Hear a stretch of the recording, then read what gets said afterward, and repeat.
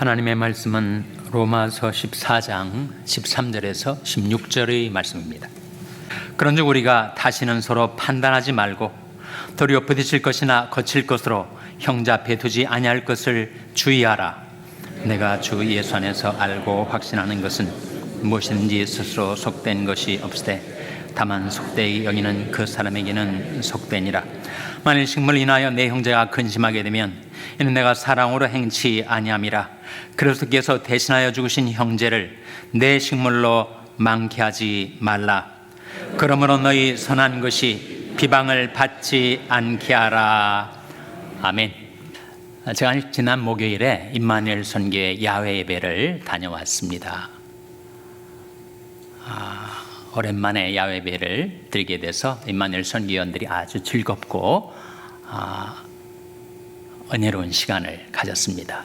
예배와 식사 후에 친교의 시간이 있었는데 사회자가 그런 넌센스 퀴즈를 내더라고요. 대머리신 분들이 있잖아요. 어느 모임에도 그 자리를 빛내주시는 분들이 있습니다. 대머리의 얼굴과 머리의 경계가 어디일까요? 이게 제 퀴즈 문제입니다. 대머리의 얼굴과 머리의 경계가 어딜까?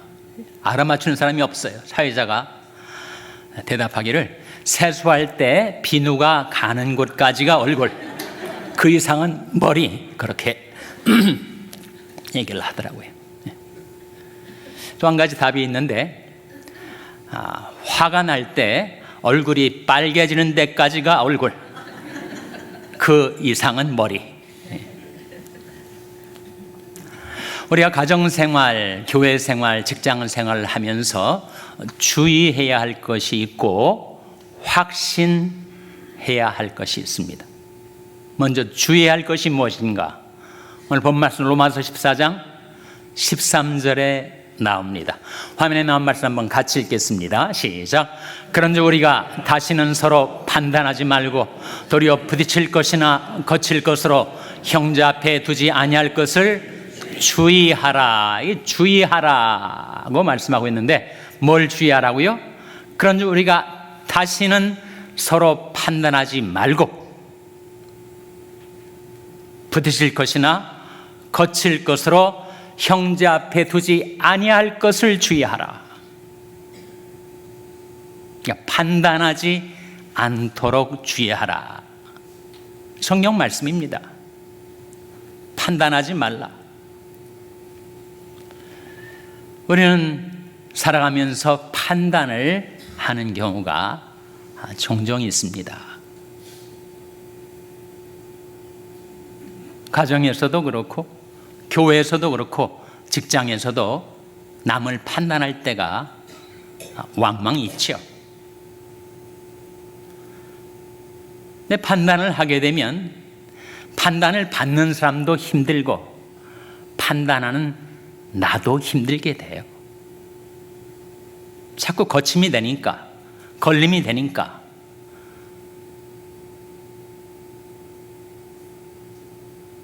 누구에게나 판단이 성향은 있습니다. 판단하고자 하는 성향은 있어요. 그러나 그 성향이 습관으로 굳어지지 않도록 주의해야 되죠.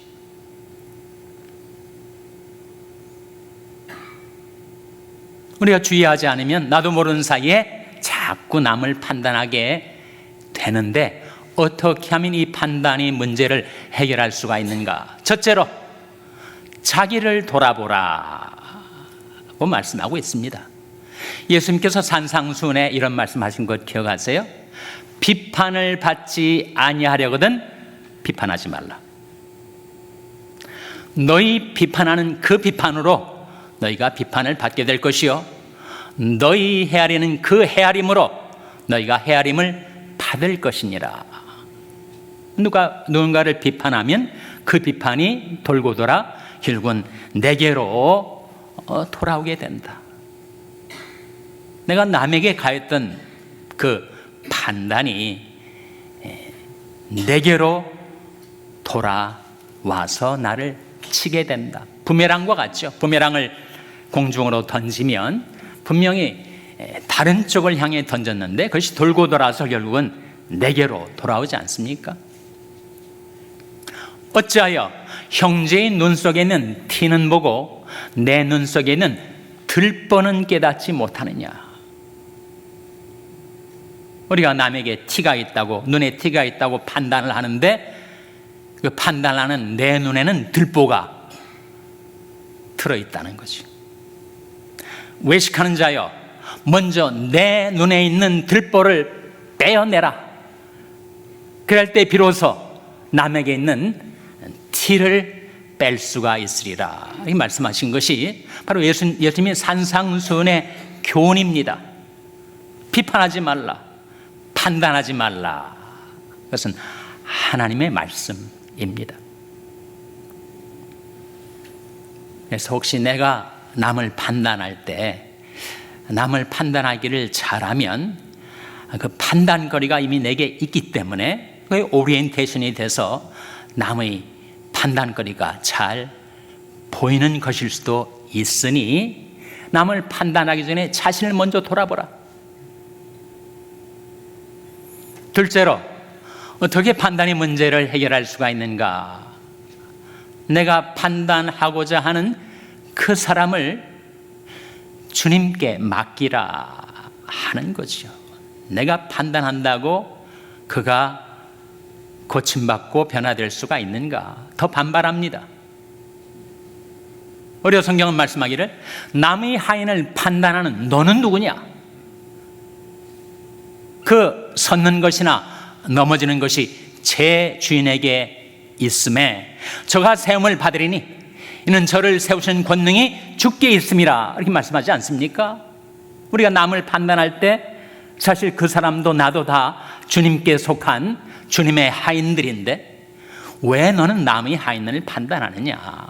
그가 서고 넘어지는 것이 다 주님께 달려있고 주님께는 그를 세우는 권능이 있으니 주님께 맡기라. 가정에서도 판단이 생길 때가 있죠. 남편이 아내를 판단하고 아내가 남편을 판단하고. 판단은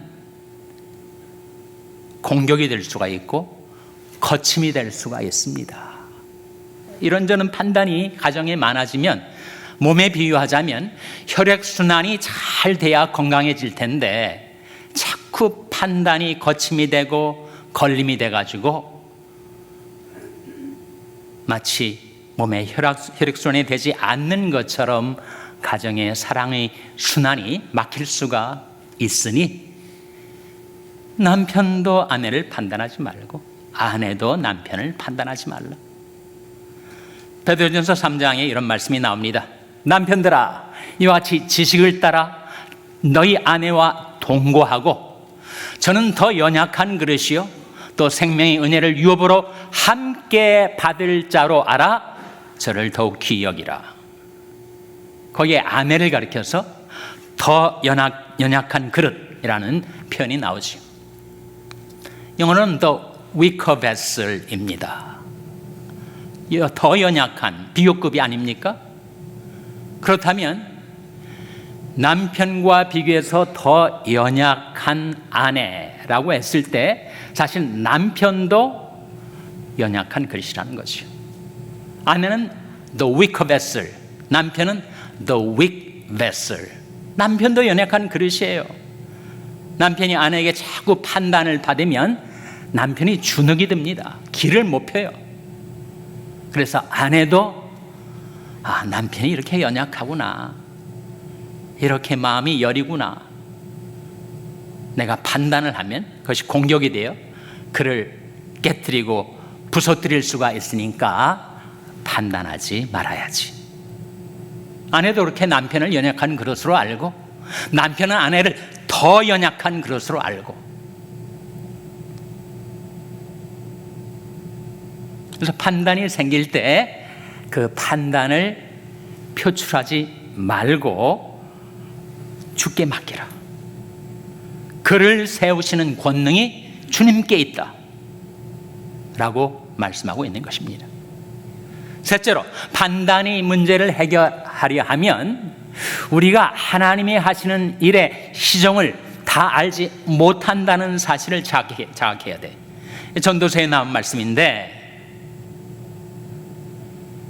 하나님의 하시는 일의 시종을 사람으로 측량할 수 없게 하셨도다, 그런 말씀이 나와요. 우리가 하나님이 하시는 일을 다 알 수 있습니까? 하나님이 그 사람을 어떻게 지금 인도하고 계시고 변화시키고 계시고 어떤 방향으로 그를 인도하고 계신지를 내가 다 알지 못하잖아요. 전모를 모르는데 어떻게 판단을 내릴 수가 있습니까? 섣부른 판단은 오판이 되고 많은 것이죠. 우리가 하나님처럼 모든 걸 다 알고 있다면 판단을 내려도 무방합니다.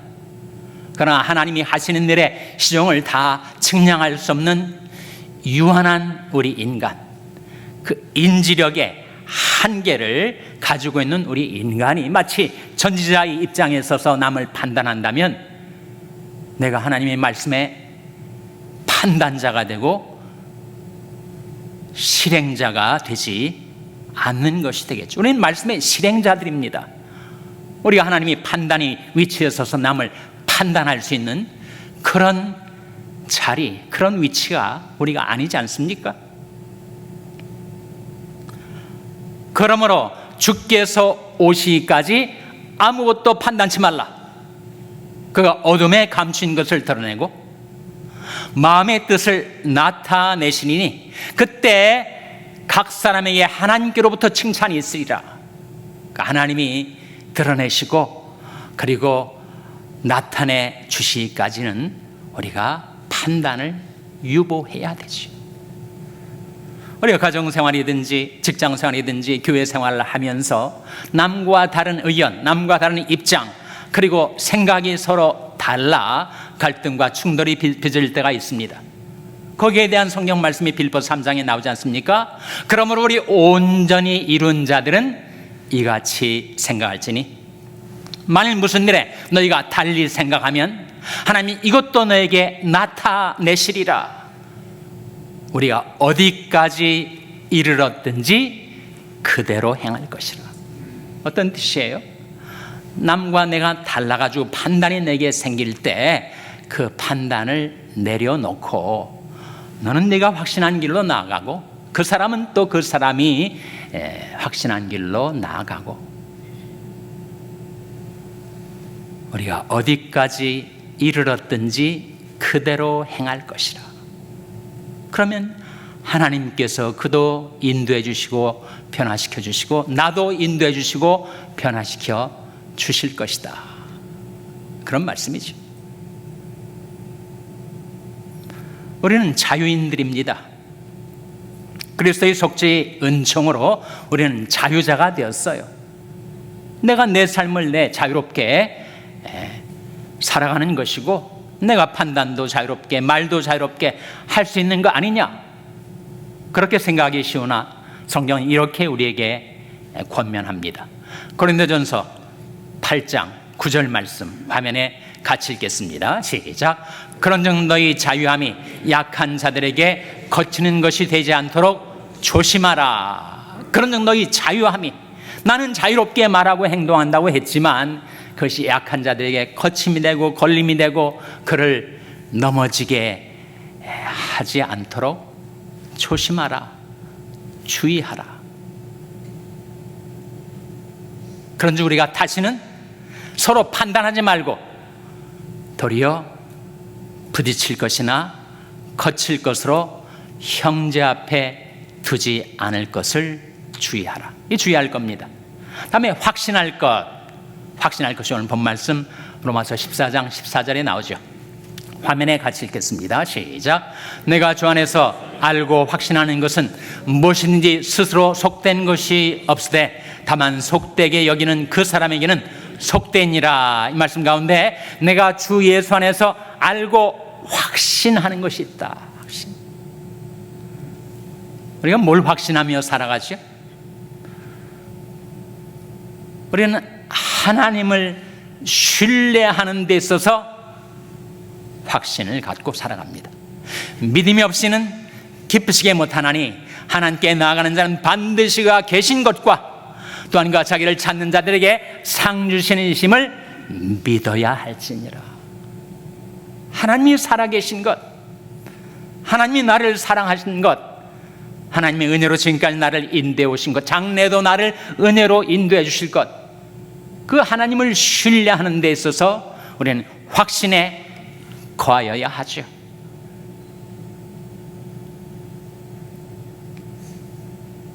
예수님께서 마가복음 11장에 예수께서 또 저에게 이르시되 하나님을 믿으라 이렇게 명하셨습니다. 명령이에요. 하나님을 믿으라. 하나님은 어떤 하나님이신가? 욥이 고백을 한 바 있지 않습니까? 주는 무소불능하시오며 무슨 경영이든지 못 이루실 것이 없으신 하나님이시죠. 무소불능, 전지전능, 무슨 경영이든지 못 이루실 것이 없으신 이유는 하나님은 온 우주의 CEO시기 때문입니다. 온 우주의 최고 경영자. 그래서 무슨 경영이든지 못 이루실 것이 없으시죠. 하나님은 죽은 자를 살리시며 없는 것을 있는 것 같이 부르시는 하나님. 내 앞에 난공불락의 벽처럼 막아선 현실의 벽이 있다 할지라도 그 너머에 권능과 영광으로 나를 찾아오 계신 그 하나님을 바라고 의지하는 것이 믿음 아닙니까? 아브라함이 바랄 수 없는 중에 바라고 믿었으니,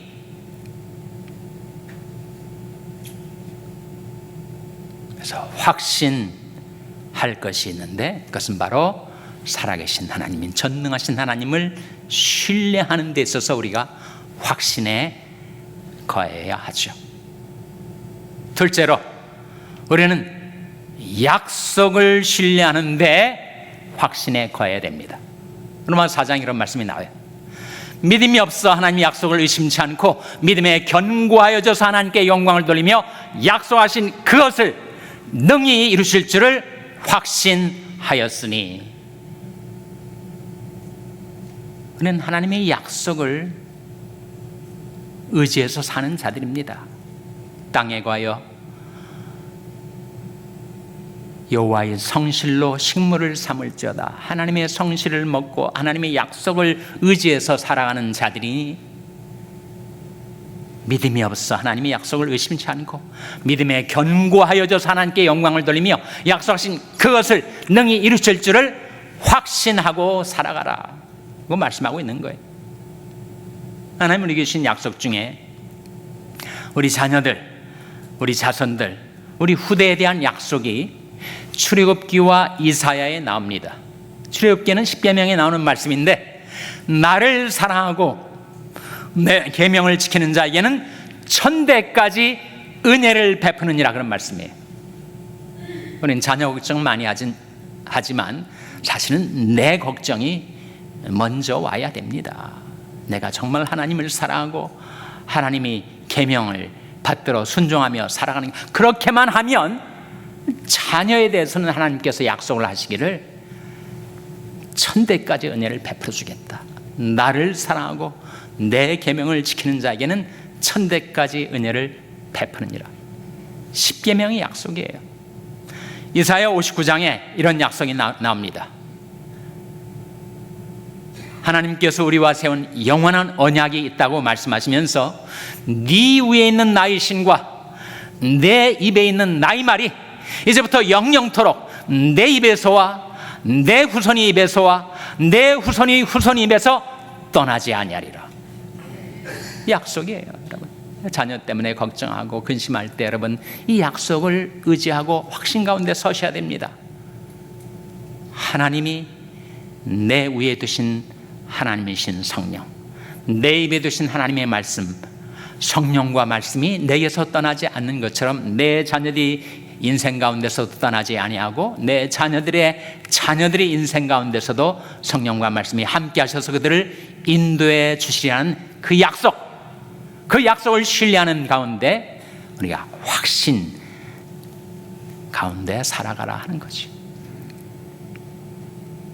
셋째로 이 험하고 거친 세상을 살 동안에 하나님의 보호, 하나님의 인도를 신뢰하는 데 있어서 확신해 구하라 는 말씀입니다. 이사야 46장에 여러분이 좋아하시는 말씀이죠. 저도 무척 좋아하는 말씀인데, 내가 노년에 이르기까지, 백발이 되기까지 내가 너를 품을 것이라. 내가 지었은즉 안을 것이요 품을 것이요 구하여 내리라 라는 하나님의 약속이 나오지 않습니까?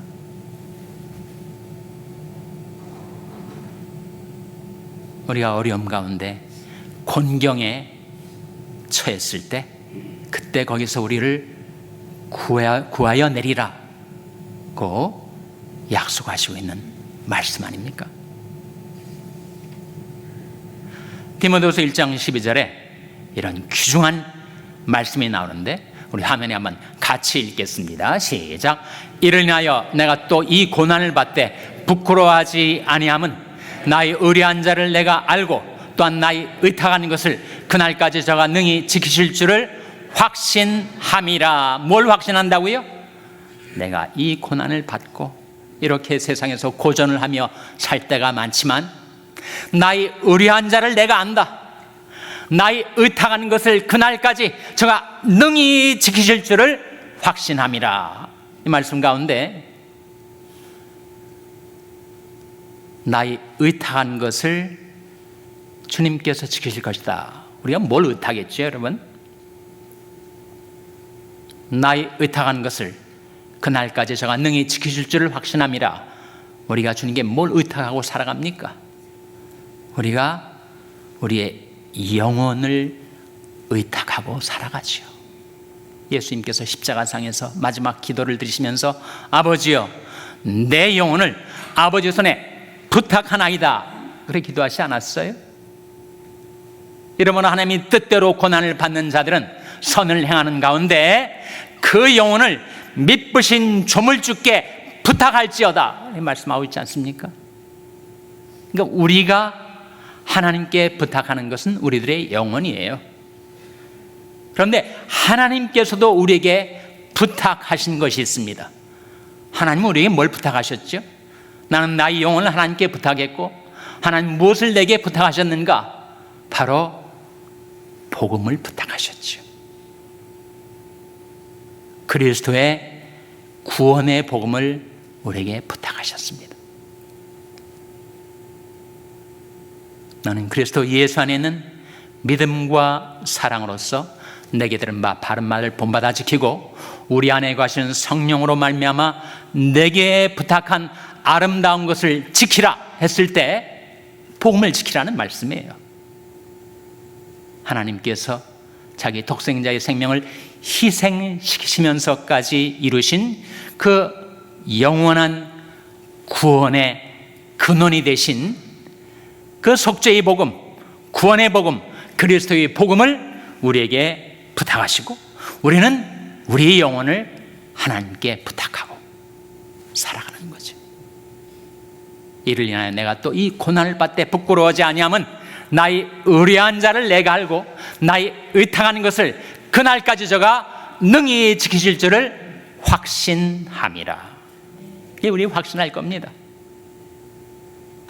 우리가 가정생활을 하고 교회 생활하고 직장 생활하면서 인생을 살아가는데 우리가 주의할 것이 있고 확신할 것이 있어요.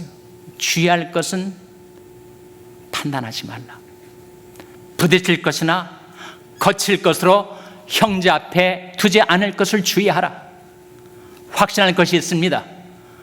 하나님을 신뢰하는데 우리가 확신에 거해야 되고, 하나님의 약속을 신뢰하는데 확신에 거해야 되고, 지금까지 그리하셨던 것처럼 장래에도 하나님의 보호와 구원, 그것을 신뢰하는 데 있어서 확신에 거해야 하죠. 하나님을 신뢰하고 약속을 신뢰하고 하나님의 보호와 구원을 신뢰하고 확신 가운데 살아가는 저와 여러분 될 수 있기를 주님의 이름으로 축원합니다. 기도하시겠습니다. 하나님 아버지, 저희들이 이 세상에 살아갈 동안에 주의할 것이 무엇이고 확신할 것이 무엇인지를 말씀을 통하여 깨우쳐 주신 것을 감사드립니다. 하나님, 연약한 저들의 믿음을 용서하여 주시고 하나님을 신뢰하는데 확신에 서게 하시고 하나님의 약속을 신뢰하는데 확신에 서게 하여 주시고 하나님의 보호와 구원을 신뢰하는데 확신에 서서 확신에 거하며 확신 가운데 살아가게 하여 주시기를 바라옵고 예수님의 이름으로 기도하옵나이다. 아멘.